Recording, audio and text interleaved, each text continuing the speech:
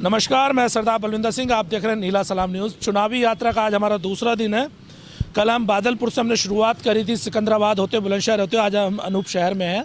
सुबह का माहौल है। अनूप शहर विधानसभा का ये शिवाली गांव है। शिवाली गांव में बहुत सारे लोग सामने बैठे हैं। आइए उनसे बात करेंगे इस बार की चुनावी यात्रा में क्या माहौल दिखाई दे रहा है।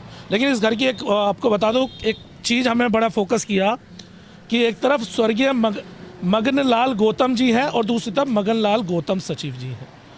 तो ये नाम देखिए, एक तरफ स्वर्गीय और एक तरफ नहीं है। इसके बारे में भी थोड़ा पूछेंगे क्योंकि मगन लाल जी हमारे सामने बैठे हुए हैं।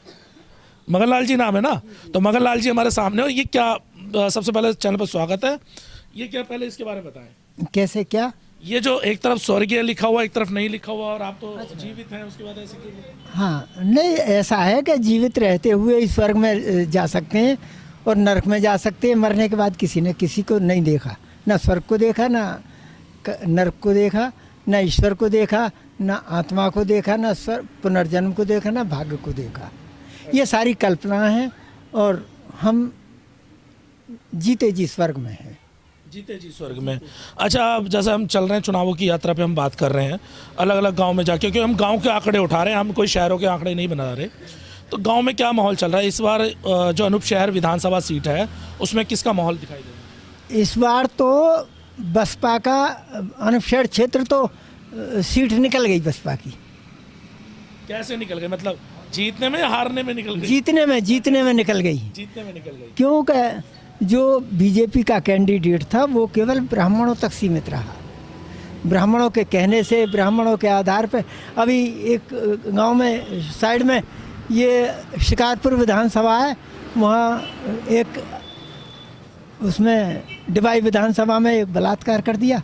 डिवाई बलात्कार, लोधी महिला लड़की थी, ब्राह्मणों ने बलात्कार किया। और वो अनिल शर्मा जो है शिकारपुर का विधायक, वो उसकी वो कर रहा है पैरवी, और उसे वो भी नहीं होने दिया गिरफ्तार। राज्य मंत्री का दर्जा प्राप्त है, वो राज्य मंत्री है अनिल शर्मा।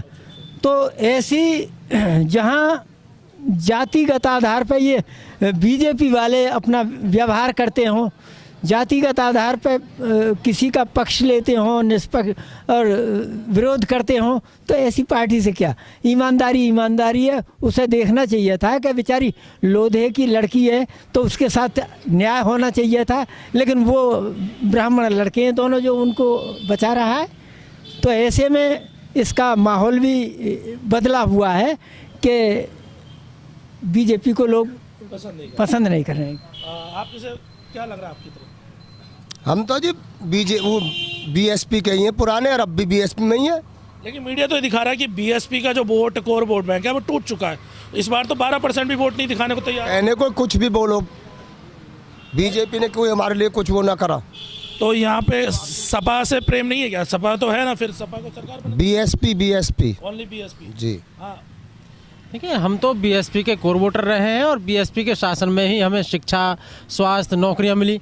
अब हम बेरोजगार हैं, UP TET, C TET, B Ed पढ़ाई करने के बाद घर बैठे हैं। बीजेपी आई, सारी नौकरियों को खा गई, सारा प्राइवेट कर दिया। तो हम ऐसी सरकार को क्यों वोट दें? लोगों के दिमाग में जो हिंदुत्व और मुस्लिम जो सांप्रदायिकता, तनाव, लड़ाई झगड़े की भावना पैदा करे, हम ऐसी सरकार नहीं चाहते। हम बीएसपी को वोट देंगे। बीएसपी में शासन अच्छा था, शांति थी, न्याय था, सारी चीज़ें थी, सुनवाई भी होती थी लोगों की, गरीब हो, किसी भी जाति से हो। तो हम तो देखो बीएसपी को वोट देंगे। लेकिन मीडिया हाउसेस तो इस समय जो दिखा रहा है, जो बड़े मेन स्ट्रीम मीडिया है, वो तो सपा और भाजपा की लड़ाई दे रहे, बीएसपी को तो कहीं दिखाई नहीं दे रहे। कह रहे मायावती जी साइलेंट बनी पड़ी हैं, वो बीजेपी से डरी पड़ी हैं, घर से निकल नहीं रही हैं। इस पर नहीं, वो गलत है। मीडिया बिका हुआ है। केवल मीडिया को सपा को, बीजेपी को दबाने के बाद सपा को हाईलाइट करना है और सपा को दबाने के बाद बीजेपी को हाईलाइट करना है। तीसरी पार्टी उन्हें नहीं करनी, क्योंकि तीसरी पार्टी वो पहले ही घूस लेके बैठे, तो वो बीएसपी को नहीं दिखाएंगे। बीएसपी तो गाँवों में किसी बच्चे से मालूम करो, सब बीएसपी चाहते हैं। किसी बेरोजगार से मालूम करो तो हमें बीएसपी चाहिए, क्योंकि बीएसपी की सरकार आएगी तो हमें नौकरियां मिलेंगी। तो मीडिया ने तो इसको अपने पार्टी को हाईलाइट कर रखा है बीजेपी को, क्योंकि हमें बीजेपी के सिवा कुछ नहीं दिखाना। अच्छा, चलिए, और भी यहाँ बैठे हैं। हाँ सर, क्या माहौल दिखाई दे रहा है आपको? क्योंकि ये तो सारे माहौल देखिए, हमारे यहाँ तो बसपा का बहुत बढ़िया माहौल है। उसका रीज़न ये है कि कितने ही बच्चे जब से ये भाजपा की सरकार आई है बेरोजगार हो गए हैं। कोई नौकरी नहीं दी इसने 5 साल में। एक भी नौकरी नहीं दी है। बच्चे बेचारे पढ़ पढ़ के आंख फोड़ रहे हैं अपनी और कहीं जा रहे हैं। कोई ना तो इन्होंने जगह निकाली आज तक, और इन्होंने निकाली भी कोई जगह तो वो कोर्ट में पड़ी है। आज तक उसका डिसीजन नहीं हुआ। आज तक बच्चे बेचारे धरना कर रहे हैं, बच्चों को मारा जा रहा है, पीटा जा रहा है। मतलब उसमें से कमरे में बेचारे पड़े, सोए पड़े, उनको जगा के और लट फेरा जा रहा है। तो ये जो भाजपा वाले हैं, ये मनमानी कर रहे हैं, इनको सबक मिलना चाहिए। ये बिल्कुल सत्ता में नहीं आनी चाहिए। हमारा तो यही मानना है कि और हमें तो यही दिख रहा है कि बसपा से बढ़िया और कोई पार्टी दूसरी दिखाई नहीं दे रही, और तो हम तो बसपा के ही रहे हैं और बसपा के ही रहेंगे। आप युवा हैं, क्या जिस तरह सरकार बार बार ये कहती रही कि रोजगार वगैरह मिला नहीं मिला? देखिए, बीजेपी सरकार जब से आई है केवल इसने हवाई बातें करी हैं। सबसे बड़ा काम इसने जो किया है, अपना जो इसने 2 कुनबे में देश को बांट दिया है। एक तो मुस्लिम कुनबा बना दिया है, एक हिंदू कुनबा बना दिया है। सिर्फ इन्होंने हिंदू और मुस्लिम के आधार पर देश को तोड़ा है और इसी के बल पर इन्होंने सरकार बनाई है। उसके बावजूद भी इन्होंने बहुत हवाई बातें करी हैं। सबसे बड़ी बात तो ये है कि इन्होंने कहा कि जी कि हम किसान निधि दे रहे हैं, किसान को आप बिजली सस्ती कीजिए, पानी सस्ता कीजिए, बीज सस्ता कीजिए। किसान तो उल्टा तुम्हें दे देगा, तुम किसानों को क्या दोगे? तुम तो टुकड़ा डाल लो किसान को, तुमने मजबूर कर दिया। बीजेपी तो कह रही है आय दुगनी कर दी, और कितना लोगे? कौन सी आय दुगनी कर दी? राशन दे रहे, गल्ला दे रहे, नहीं दे रहे? अल्लाह, तुम तो क्या कहें उन लोगों को, तुम तो एक तरीके से ये है भूखा मरने नहीं दोगे और अच्छा सा कमाने दोगे नहीं, क्योंकि तुम्हें तो भूखा मर गया तो वोट कौन देगा? इसने इस सरकार ने तो जनता को टुकड़ों पे ला दिया। इतना तुम राशन क्यों देते हो? नौकरी दो, रोजगार दो, सुविधाएं दो। क्या दिया? कुछ ना दिया, सब कागजों में चल रहा है कुछ नहीं। ये बीजेपी सरकार तो जानी चाहिए। इसने तो इस तरीके से खून चूसा है देश का बहुत बुरी तरीके से। हवाई बातें करी हैं, राम मंदिर वगैरह ये सारी चीज़ों पर देश को गुमराह कर रहे हैं ये। अच्छा, आपसे भी सवाल की वोट किसे दोगे? वोट तो देखो, पार्टी अभी तो बीजेपी तो ये है कि जिस तरीके से ये और पार्टी हैं ये बीजेपी को उखाड़ने का काम कर रही हैं। जो पार्टी बसपा पार्टी इस समय मजबूती से लौटेगी, हम बसपा के साथ हैं। अच्छा, बसपा, ऐसा क्या कारण कि शहर में हम बात करें तो शहर में तो सपा के लिए आ रहे हैं, भाजपा को समर्थन की बात आ रही है, गांव में कुछ अलग ही परिवर्तन दिखाई दे रहा है, ऐसा क्या कारण है? देखिए, परिवर्तन पहली बात तो ये है कि जो हमारा जो क्षेत्र है ये बसपा का गढ़ है, ठीक है। और जिस तरीके से देखो, एक बात ये भी कही जाती है, जिस तरीके से जो वोट बैंक होता है, देखो LR लोधा है। दलित वोट की तो बात नहीं करेंगे? कौन सी दलित वोट बैंक की? अभी मैं सारी चीज़ें बता दूंगा आपको। यहाँ जो है LR है, LR के बाद में जिस तरीके से कल्याण सिंह अब रहे नहीं, कल्याण सिंह का पक्का वोट बैंक माना जाता है लोधा वोट बैंक। अब हमारी उनसे बात हुई, हम बोले भाई पार्टी अब तुम बदल दो, तुम्हारे कल्याण सिंह तो रहे नहीं। उन्होंने कहा जी मर जाएंगे, कल्याण सिंह को नहीं भूलेंगे, मतलब भाजपा को नहीं भूलेंगे। मैंने कि तुम ये मांग करो भाजपा से, भाई हमारा क्या कहते हैं लोधा कोई उठाओ नेता, उसे मुख्यमंत्री बनाओ, तो तुम्हारा वोट देने का फ़ायदा है, नहीं तो तुम्हारा इस्तेमाल होगा। तुम्हारा कोई नेता रहा नहीं, उमा भारती संन्यास लेने जा रही है, उसको बढ़ावा नहीं दे रहे ये लोग, बताइए। तो हम तो ये माने जब वो नहीं हट रहे अपनी पार्टी से, तो मैं भी ये कहता हूँ कि जो पार्टी का वोट बैंक है, बसपा का वोट बैंक है या कोई भी है, तो उसे हटना नहीं चाहिए अपनी पार्टी। इस समय 2 और दल लड़ रहे हैं, नए दल हैं। एक राष्ट्रीय परिवर्तन मोर्चा है जिसमें बावन मेश्राम है, असदुद्दीन ओवैसी है और कुशवाहा साहब हैं, ये सारा मिलकर एक अलायंस लड़ रहा है। और दूसरा है आज़ाद समाज पार्टी, जो दलित वोट बैंक पे एक बड़ी सेंध लगाने की बात चल रही है। क्या ऐसा तो नहीं है कि आज़ाद समाज पार्टी भी कुछ रेस में है, नहीं है यहाँ पर? देखिए मैं पहली बात बताऊंगा, आज़ाद जो समाज पार्टी है, युवा है, अभी वो सब ये चाहते हैं कि हमें बहुत कम समय में बहुत कुछ ज़्यादा मिल जाए, लेकिन ऐसा नहीं है, क्योंकि राजनीति में बहुत बड़ी फाइट करनी होती है, निखरना होता, चमकना होता, पहचान बनानी होती है। बहन जी भी लोकसभा का 4 बार इलेक्शन हारी थी, जब उन्होंने 4 बार मुख्यमंत्री बनी है, बहुत लंबा सफ़र तय किया, उन्होंने बहुत मेहनत करी है। और ये आज़ाद जी जो हैं, इनके पास में है कुछ नहीं। जो बहन जी का वोट बैंक है, SC वोट बैंक है, ये उसी पर ही तैयारी कर रहे हैं, इनके पास और कुछ नहीं है।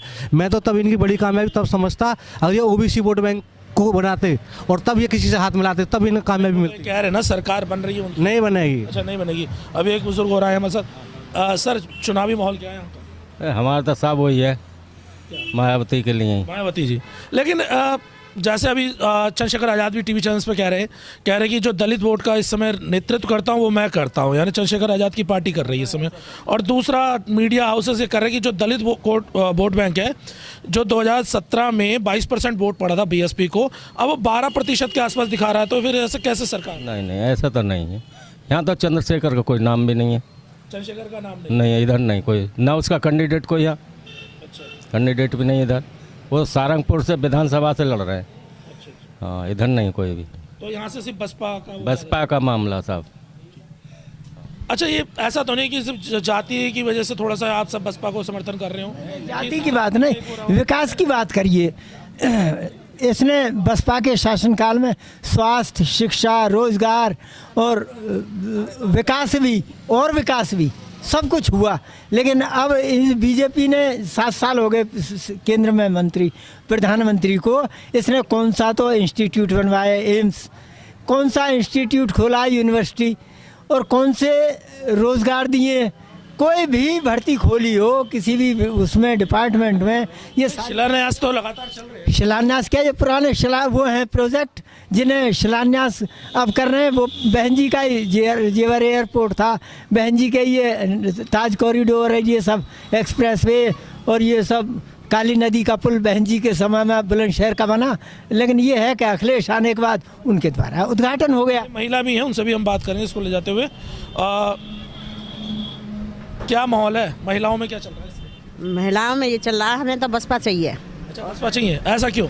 हाँ जी, क्योंकि हमारी बेटी ये बहन बेटी है, उनके लिए ना नौकरी है ना कुछ है तो अच्छा, महिला सुरक्षा कुछ मुद्दा है नहीं? हाँ, तो और परेशान करते हैं, और लोग आन बिरादर के ठाकुर है, बामन है, तो वो परेशान करते हैं, तो हमें तो बहन जी चाहिए। अच्छा, ये योगी जी ने अभी बयान दिया था कि रात में योगी जी के मंत्री साहब ने और योगी जी ने मंच से कहा था कि आधी रात को 12 बजे भी अगर महिलाएं निकल जाएं रोडों पे तो भी सुरक्षित है। क्या ऐसा नहीं है? नहीं, ऐसा नहीं है, रात में नहीं निकल सकती। क्या गांव की महिलाएं, गांव से बात करूं मैं कि गांव की जो लड़कियां बेटियां रात को निकलना चाहे निकल पाएंगी? नहीं निकल पाएंगी, नहीं निकल पाएंगी। नहीं। हाँ, दिन का भी बेकार ही है, दिन में नहीं निकल पाते। सिकंदराबाद में एक बीजेपी नेता से भी बात हुई, वो कह रहे नहीं, आप किसी महिला से पूछ लीजिए, महिला सुरक्षा सब गलत है ये बात। अच्छा, गलत बात है। और कुछ युवा वगैरह लड़के वगैरह खड़े हैं, इनसे हम बात कर लेते हैं। नाम बताइए अपना पहले। मिस्टर कुलदीप। कुलदीप जी, क्या माहौल लग रहा है छात्रों के लिए? I am from Delhi. अच्छा, दिल्ली से जी। तो यहाँ कैसे थे? मेरी बुआ रहती हैं। अच्छा, बुआ जी रहती हैं। तो कुछ बातचीत हुई यहाँ के चुनाव में, क्या लगा? मैं तो बस ये कहना चाहूँगा कि पार्टी किसी की भी हो, काम दिखना चाहिए, लाइक केजरीवाल। अच्छा, लाइक केजरीवाल। अच्छा, आप क्योंकि दिल्ली से केजरीवाल को समर्थन करोगे, दिल्ली में बहुत बड़े बहुमत में। आप यहीं के स्थानीय, तो कौन है यहाँ से? यहाँ से बसपा है। अच्छा, बसपा है। लेकिन युवाओं के लिए तो कह रहे हैं कि पहली पसंद वो भारतीय जनता पार्टी, समाजवादी पार्टी है ना, पहली जो ये बसपा ही है। लैपटॉप मिला था ना, लैपटॉप कोई नहीं मिला था। अच्छा, लैपटॉप नहीं मिला, इसलिए नाराज है। हाँ, ना नाराज नहीं है हम, पर हमारे तो बसपा ही आनी चाहिए। जो यहाँ से बसपा रोकने वाला कोई है नहीं। अच्छा, अनूप शहर से? हाँ, अनूप शहर से। यहाँ से वही सीट निकली है जिसे ये बता रही हैं, अच्छा, वही जाएगी यहाँ से। तो जैसा कि आपने देखा, हम लोग थे गांव शिवाली, और शिवाली में हमने लोगों से बातचीत करी और साफ दिखाई दिया यहाँ पे बसपा मजबूत दावेदारी के साथ लड़ रही है। जातिगत समीकरण भी इस तरह बने हुए हैं यहाँ पर, जिस तरह टिकट वितरण किया है। चलिए आगे चल के और बात करेंगे। अब अगला माहौल हमारा होगा सियाना में मुलाकात करेंगे। तो वीडियो पसंद है, वीडियो को लाइक कीजिए, शेयर कीजिए, चैनल अब तक सब्सक्राइब नहीं किया, चैनल सब्सक्राइब कीजिएगा। मैं सरदार बलविंदर सिंह, नीला सलाम न्यूज़ से, धन्यवाद।